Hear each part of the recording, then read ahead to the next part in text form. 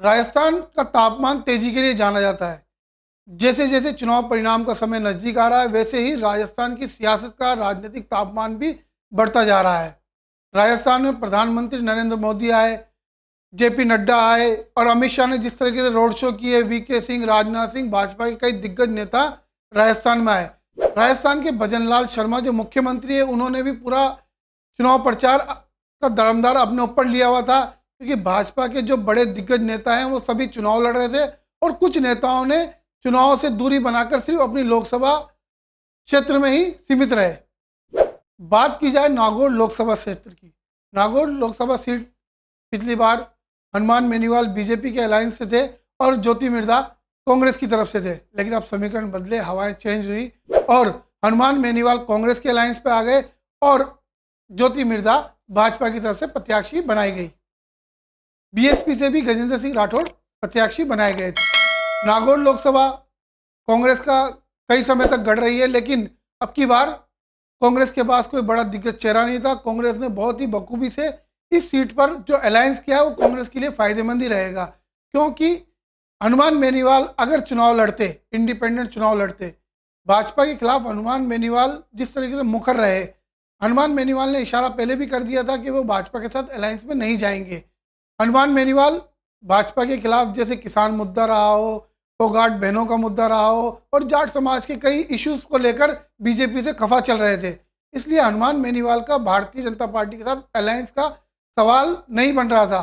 वहीं हनुमान बेनीवाल ने जिस तरीके से पिछले विधानसभा चुनाव में कांग्रेस की कहीं ना कहीं पीठ पीछे गए या पर्दे के पीछे मदद की थी, कई जाट नेताओं के खिलाफ उन्होंने अपनी पार्टी आरएलपी से कैंडिडेट नहीं उतारे थे, तो उस वजह को लेकर भी हनुमान बेनीवाल का कांग्रेस के प्रति जो झुकाव था वो दिखाई दे रहा था। लेकिन हनुमान बेनीवाल ने जिस तरीके से कहा कि मैं अलायंस करना चाहता था, गोविंद सिंह डोटासरा और हरीश चौधरी के खिलाफ उन्होंने जो मुखर रहे, हनुमान बेनीवाल का जो अलायंस था वो हनुमान बेनीवाल ने खुद भी भाषण में आपने कहा है कि वो गोविंद सिंह डोटासरा और हरीश चौधरी नहीं करना चाहते थे।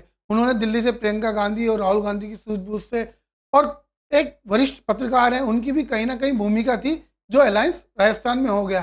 तो अगर हनुमान बेनीवाल से अलायंस नहीं होता तो कांग्रेस को कई सीटों पर इसका नुकसान भी भुगतना पड़ सकता था, क्योंकि बहुत बड़ा खामियाजा भुगत सकती थी कांग्रेस।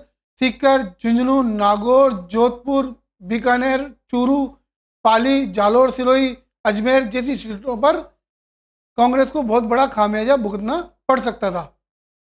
ये कांग्रेस की रणनीति का बहुत बड़ा एक हिस्सा रहा और कांग्रेस ने हनुमान बेनीवाल से अलायंस कर लिया, क्योंकि गोविंद सिंह डोटासरा और हरीश चौधरी नहीं चाहते थे। उन्होंने एक समय पहले ही हनुमान बेनीवाल के कुछ कैंडिडेट उम्मीदवार को तोड़ा, पार्टी के जो उनके प्रदेश अध्यक्ष थे गर्ग को तोड़ा, तो हनुमान बेनीवाल कहीं ना कहीं खफा भी थे इन नेताओं से और उन्होंने बाड़मेर और जैसलमेर और सीकर सीट से अलायंस के बाद भी दूरी बनाकर रखी। ज्योति मिर्धा जो पिछले विधानसभा चुनाव में 14,000 वोटों से हरेंद्र मिर्धा से चुनाव हारी थी और हनुमान बेनीवाल आरएलपी के कैंडिडेट थे और उन्होंने चुनाव जीता था। कांग्रेस के विधायकों की बात की जाए तो कांग्रेस के 4 विधायक थे, आरएलपी के 1 विधायक हनुमान बेनीवाल खुद थे, निर्दलीय यूनुस खान विधायक थे, 2 भारतीय जनता पार्टी के विधायक नागौर लोकसभा क्षेत्र से हैं। तो कांग्रेस का यहाँ मजबूती से दबदबा दिखाई दे रहा था और हनुमान बेनीवाल के साथ जिस तरीके से जाकिर हुसैन गेसावत ने मजबूती से, जिलाध्यक्ष भी हैं और विधायक भी हैं, उन्होंने मजबूती से चुनाव में भूमिका निभाई है और कई जो कांग्रेस के नेता हैं उन्होंने पूरी तन मन धन से हनुमान बेनीवाल के साथ लगे और ज्योति मिर्धा का एक भाषण चुनाव चलते हुए में आया। ज्योति मिर्धा ने जो 400 सीटें चाहिए, संविधान बदलना है, उस भाषण को लेकर हनुमान बेनीवाल को कहीं ना कहीं जड़ी बूटी दे दी और हनुमान बेनीवाल उस को लेकर घूम गए। नागौर सीट पर जाट बाहुल मतदाता हैं, वहीं अल्पसंख्यक माइनॉरिटी मतदाताओं की बहुत बड़ी भूमिका है और SC/ST भी अपने आप में एक भूमिका अदा करता है। वहीं राजपूत समाज में जिस तरीके से भारतीय जनता पार्टी का पुरुषोत्तम रूपाला को लेकर विरोध कर रहे थे और राजपूत एक कैंडिडेट गजेंद्र सिंह राठौड़ भी चुनाव में थे, तो लगता है कि गजेंद्र सिंह राठौड़ राजपूतों के कुछ वोट ले पाए होंगे, जो राजपूत बीजेपी का परंपरागत वोट है। तो ज्योति मिर्धा को यहाँ कहीं ना कहीं नुकसान हो सकता है। ज्योति मिर्धा के साथ में चुनावी समीकरण बहुत कमज़ोर बन रहे हैं। और हनुमान बेनीवाल के साथ जिस तरीके से कांग्रेस लगे, क्योंकि बीजेपी के कई नेता ज्योति मिर्धा के साथ चुनाव में लगे भी नहीं, रीछपाल मिर्धा और जो मिर्धा में भी बंटवारा देखा गया, क्योंकि हरेंद्र मिर्धा रामनिवास मिर्धा परिवार के हैं, उनका एक वर्चस्व है। तो हनुमान बेनीवाल को यहाँ कहीं ना कहीं बहुत बड़ा फायदा मिलेगा। हनुमान बेनीवाल का मजबूती से चुनाव लड़ना भी कांग्रेस के साथ में खड़े रहना फायदा रहेगा। अब बात करेंगे लोकसभा क्षेत्र बांसवाड़ा डूंगरपुर की। तो बांसवाड़ा एक हरी भरी हरियाली और अधिक बरसात होने वाले शहर के रूप में इसकी अनूठी एक मिसाल है। बांसवाड़ा सीट पर 2014 से पहले कांग्रेस का बहुत ज़्यादा मजबूत गढ़ माना जाता था, लेकिन उसके बाद में ये गढ़ ढहता गया।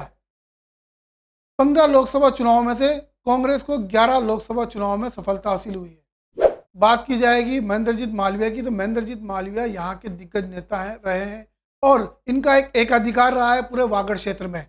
महेंद्रजीत मालवीय अब की बार विधानसभा चुनाव में तो कांग्रेस से कैंडिडेट थे और चुनाव उन्होंने जीता भी, लेकिन अब वो भारतीय जनता पार्टी में चले गए और भारतीय जनता पार्टी ने उन्हें लोकसभा कैंडिडेट बना लिया, क्योंकि भारतीय जनता पार्टी का इस क्षेत्र में मजबूत प्रभाव नहीं था। उन्हें एक नेता की जरूरत थी और महेंद्रजीत मालवीय को उन्होंने एक नेता के रूप में चुनकर लोकसभा टिकट दे दिया।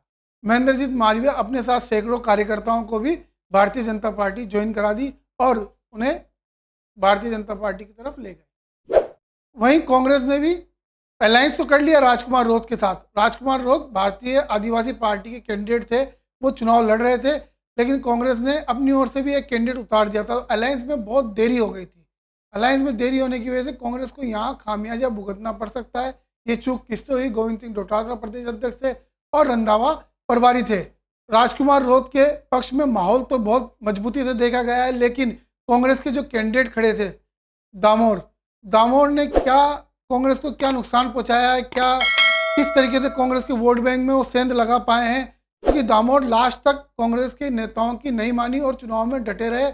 ये लगता है कि महेंद्रजीत मालवीय का कहीं ना कहीं ये राजनीतिक समीकरण था जिसमें कांग्रेस फंस गई है और दामोर मजबूती के साथ चुनाव लड़े।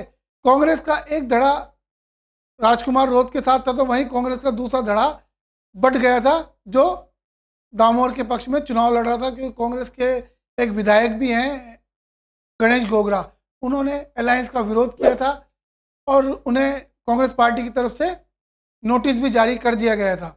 बात यूँ हुई थी कि गोविंद सिंह डोटासरा और रंधावा एक चुनावी सभा के लिए गए थे, वहाँ पर गणेश गोगरा और कांग्रेस के कई कार्यकर्ता उस सभा में नहीं आए, लेकिन राजकुमार रोध ने मजबूती से चुनाव लड़ा। वहाँ पर भारतीय आदिवासी पार्टी का एक बहुत बड़ा दबदबा है और जिस तरीके से सोशल मीडिया पर उनका वीडियो देखे गए, जिस तरीके से जनसभाएं थी, वो बहुत भारी तादाद में हुई। लेकिन महेंद्रजीत मालवीय एक रणनीतिकार हैं और वागड़ के बहुत बड़े नेता हैं, तो क्या वो वोट में तब्दील कर पाए हैं, लोगों को जोड़ पाए हैं? क्योंकि वो जुड़ाव महेंद्रजीत मालवीय का कांग्रेस में भी था और उस क्षेत्र में भी था, तो राजकुमार रोध को कहीं ना कहीं खामियाजा भुगतना भी पड़ सकता है। चुनावी मार्जिन बहुत कम रहेगा, ये कह सकते हैं। कांग्रेस के 5 विधायक कहेंगे, क्योंकि महेंद्रजीत मालवीय कांग्रेस से ही चुनाव लड़े थे और भारतीय जनता पार्टी के 2 विधायक हैं और भारतीय आदिवासी पार्टी के राजकुमार रोध खुद एक विधायक हैं। तो कांग्रेस यहाँ मजबूत तो है, लेकिन किस तरीके का जो समीकरण है वो महेंद्रजीत मालवीय के पक्ष में नजर आ रहा है और अलायंस में कांग्रेस ने ताकत लगाई है। जो अलायंस का वोटर है, जो कांग्रेस जोड़ पाई है, नहीं जोड़ पाई है, राजकुमार रोध के पक्ष में ले पाए हैं, नहीं ले पाए हैं, ये तो परिणाम 4 तारीख को ही पता पड़ेगा। ये सीट कहीं ना कहीं कश्मकश में है। राजकुमार रोध भी जीत सकते हैं और महेंद्रजीत मालवीय भी चुनाव जीत सकते हैं। ये टक्कर की सीट बताई जा रही है। अब बात की जाएगी सीकर लोकसभा क्षेत्र की। सीकर राजनीतिक रूप से और जाट राजनीति में भी सीकर की एक पहचान है। ये राजस्थान का एक ऐतिहासिक शहर है। सकड़ी गलियों और हवेलियों के रूप में इसकी एक पहचान है। 1952 में पहली बार लोकसभा चुनाव सीकर में हुआ था। उसके बाद से ही कांग्रेस का ये गढ़ रहा है। 2014 के बाद से जिस तरीके से भारतीय जनता पार्टी ने इस गढ़ में अपनी मजबूती पाई है, लेकिन वहीं लोकसभा में तो भाजपा मजबूत है, लेकिन विधानसभाओं में कांग्रेस आज भी बहुत मजबूती से है और कांग्रेस के कई विधायक हैं। जाट सियासत वाले शहर और जयपुर के कुछ हिस्से को जोड़कर बनाई गई ये लोकसभा में पिछली बार सुमेधानंद सरस्वती चुनाव लड़े थे जिन्हें 7,72,000 कुछ वोट मिले थे। वहीं कांग्रेस की तरफ से सुभाष महरिया चुनाव लड़े थे, उन्हें 4,74,000 वोट मिले थे। और सीपीआई, जिसके साथ कांग्रेस ने गठबंधन किया है, अमरा राम पिछली बार चुनाव लड़े थे, उन्हें 31,000 कुछ वोट मिले थे। तो यहाँ कांग्रेस की रणनीति समझ में नहीं आई कि किस वजह से इन्होंने अमरा राम, सीपीआई के जो नेता हैं वो घर बैठे थे, उन्हें एक राजनीतिक कदम दे दिया और राजनीतिक पहचान के लिए एक मैदान दे दिया। क्योंकि यहाँ अलायंस में गोविंद सिंह डोटासरा खुद चुनाव लड़ सकते थे और या किसी युवा चेहरे को मौका दे सकते थे या फिर किसी और चेहरे को मौका दे देते। लेकिन यहाँ गोविंद सिंह डोटासरा की जो सूझबूझ थी वो समझ में नहीं आई, क्योंकि वो बड़े प्रदेश अध्यक्ष भी हैं और उन्हें ही फैसला करना था, सीकर के वो बड़े नेता भी हैं, तो फैसला उन्हें ही करना था। तो क्या इस रणनीति में उनकी क्या सोच रही, क्या विचार रहे, वो तो गोविंद सिंह डोटासरा जाने। लेकिन उन्होंने कहीं ना कहीं सीपीआई को घर बैठे जिंदा कर दिया, क्योंकि अब कांग्रेस का ये गढ़ है सीकर, इसमें 5 विधानसभाओं पे कांग्रेस का कब्जा है, 3 पर भारतीय जनता पार्टी है। भविष्य में क्या पता अमरा राम जब सांसद बन जाएंगे तो कहीं ना कहीं विधानसभा सीटें भी मांगेंगे और अपना हिस्सा भी मांगने लग जाएंगे, तो कांग्रेस को यहाँ नुकसान ही होगा भविष्य में। लेकिन यहाँ कांग्रेस का वोट बैंक काफ़ी तादाद में था, जाट वोट बैंक बहुत आता है और माइनॉरिटी वोट जो है वो कांग्रेस के पक्ष में हमेशा रहता है। एससी एसटी भी बहुत मजबूती के साथ कांग्रेस के साथ खड़ा रहा, तो ये सीट कांग्रेस के लिए बहुत मजबूती के साथ दिखाई दे रही है और भारतीय जनता पार्टी यहाँ पिछड़ सकती है।